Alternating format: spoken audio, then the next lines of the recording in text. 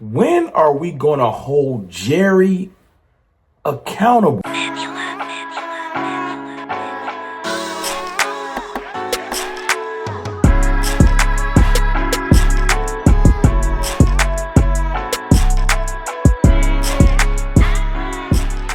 What's good, people?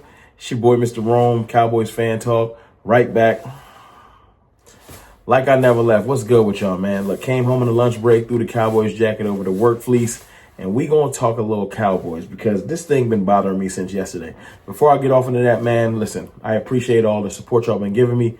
Getting closer to 29K, trying to get to 30K. If y'all can, hit that subscribe button, hit that like button. It will be much appreciated. Now that the pleasantries are out the way, why can't we blame Jerry Jones like we blame Dak Prescott? I know Dak makes $60 million, and I'm not going to go into the contractual breakdown because it's never 60 a year.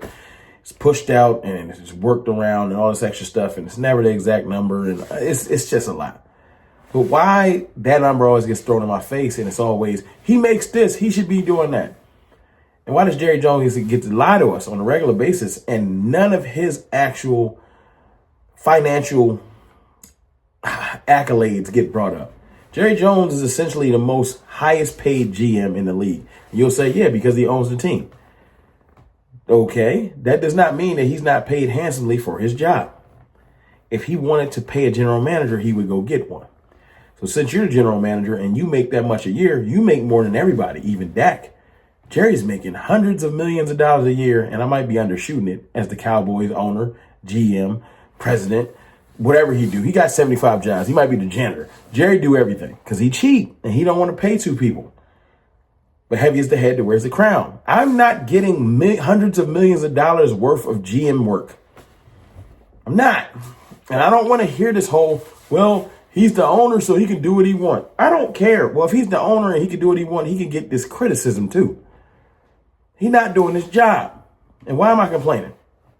He comes out, he speaks with this bravado. First of all, last year he lied to us. Let's start there. I'm still mad about All In. It's almost a fiscal year to when he said that goofy statement. And it bothers me because he got a chance to just do that. And you know who took the fall for it? The players. The players. Just like this whole Zeke debacle. We've been arguing about Zeke as a fan base for a year almost.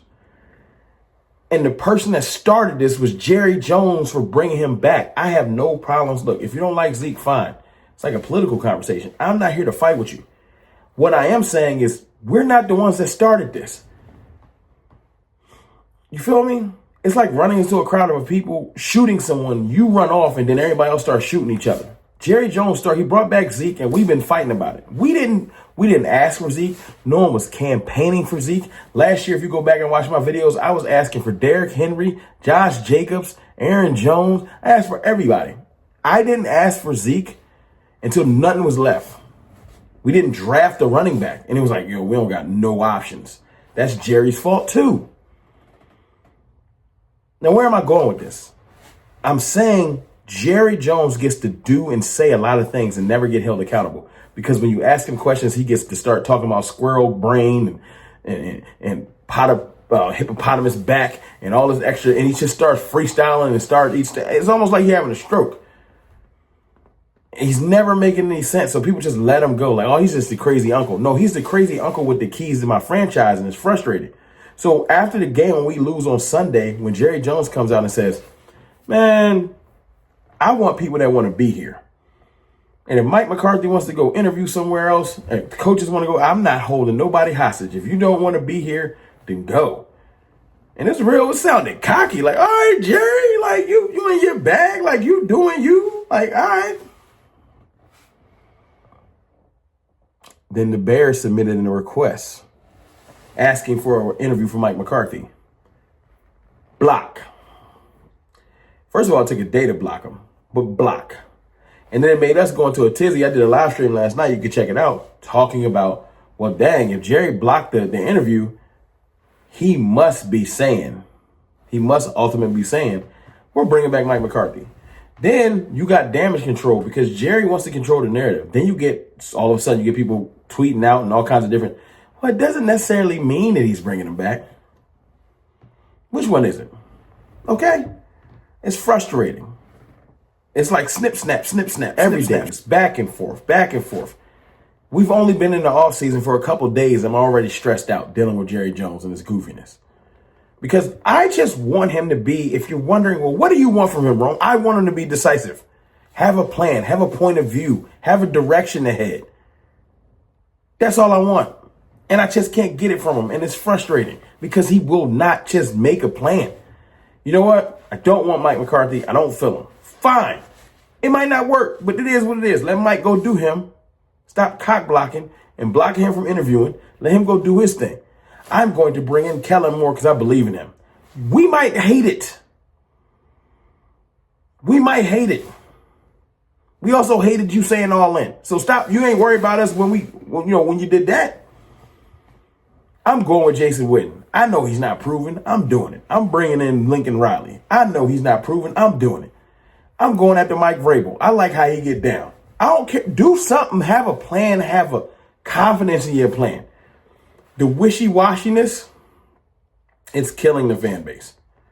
You're so wishy-washy. One day it's, you can do what you got to do. Interview. The next day it's like, no, just don't talk to our coaches. Like, pick one.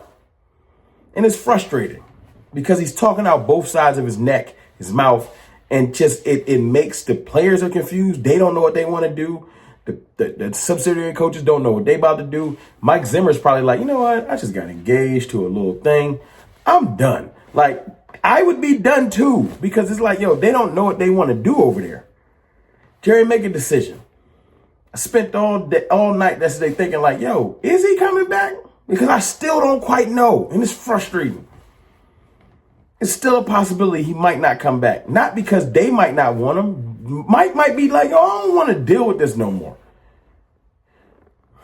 That's the part, though. It takes two to tango. Mike is not under contract anymore. Mike can just be done with the Cowboys. He can retire. He can go coach somewhere else. And they can't stop him. They can't franchise tag him or nothing. They cannot stop him. And the way they've been treating him, if Mike left, I would not be surprised. But it is what it is. This is stupid. It's a very stupid way to run a franchise. And I'm not telling y'all something that y'all don't know. Y'all get angry with Jerry Jones like I do, but I don't feel like enough people hold him accountable. And it's probably not me or the small faction of the fan base that do hold him accountable. I'm probably mad at the media because they start too many conversations with Dak Prescott did it or Micah Parsons did it or the team didn't instead of talking about why the team runs and is ran the way it is.